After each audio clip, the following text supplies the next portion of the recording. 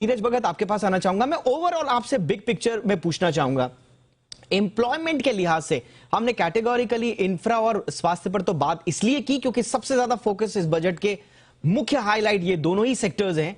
लेकिन overall big picture में अगर आप पूरे बजट को देखते हैं तो एम्प्लॉयमेंट जनरेशन के लिहाज से ये कितना अहम बजट है? देखिए दीपक जी, आप कितने भी फॉरेन इन्वेस्टर्स हैं या जो इंडिया में इन्वेस्टर्स हैं, उनकी हमेशा से यही मांग रही है कि आप जो है इंफ्रा पे, गवर्नमेंट को इंफ्रा पे स्पेंडिंग करनी पड़ेगी। अब आपको समझना पड़ेगा इंफ्रा पे स्पेंडिंग क्यों जरूरी है।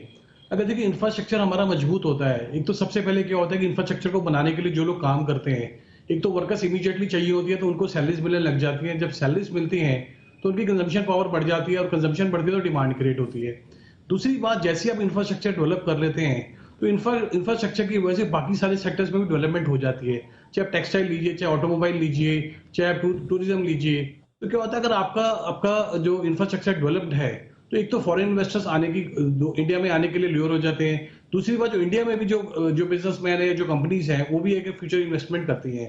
तो एक तो डायरेक्ट बेनिफिट है कि आपकी जो एम्प्लॉयमेंट में लोग आएंगे इंफ्रास्ट्रक्चर को डेवलप करने के लिए, एक तो उनको सैलरीज मिलती है, प्लस जो इंडायरेक्ट बेनिफिट्स है, जो बाकी सेक्टर्स है उनको बेनिफिट होता है। उनके बेनिफिट होने से क्या होता है, जो नए प्रोजेक्ट्स लगते हैं, जो डिफरेंट सेक्टर्स में प्रोजेक्ट लगते हैं, उनकी वजह से क्या होता है, सैलरीज लगती है, बिजनेस एक्सपेंशन होता है, गवर्नमेंट को रेवेन्यू मिलता है और नौकरियां मिलती हैं। सबसे बड़ी दूसरी बड़ी बात यह है कि एक एफडीआई गवर्नमेंट इंडिया में आने लग जाती है। अगर एफडीआई इंडिया में बढ़ेगी तो ऑफकोर्स इन्वेस्टमेंट आएगी तो अगेन जॉब क्रिएशन होगा। तो पहले गवर्नमेंट का फोकस होता था डायरेक्ट जॉब्स दीजिए गवर्नमेंट सेक्टर में या कोई और सेक्टर्स में। अब गवर्नमेंट ने क्या किया है कि डायरेक्टली जॉब्स देने की बजाय अब इकोनॉमी में स्पेंड करिए। इकोनॉमी में स्पेंड करेंगे तो नए नए बिजनेसेस आएंगे और उससे क्या होगा, जॉब क्रिएशन होगी। तो मेरे हिसाब से ये एक बहुत अच्छा पॉजिटिव बजट है, क्योंकि इससे क्या होगा कि हर एक सेक्टर्स में बूम आएगा। और इसका आप इसका अंदाजा अभी से लगा सकते हैं, 2 दिन से स्टॉक मार्केट एकदम बूम पे है।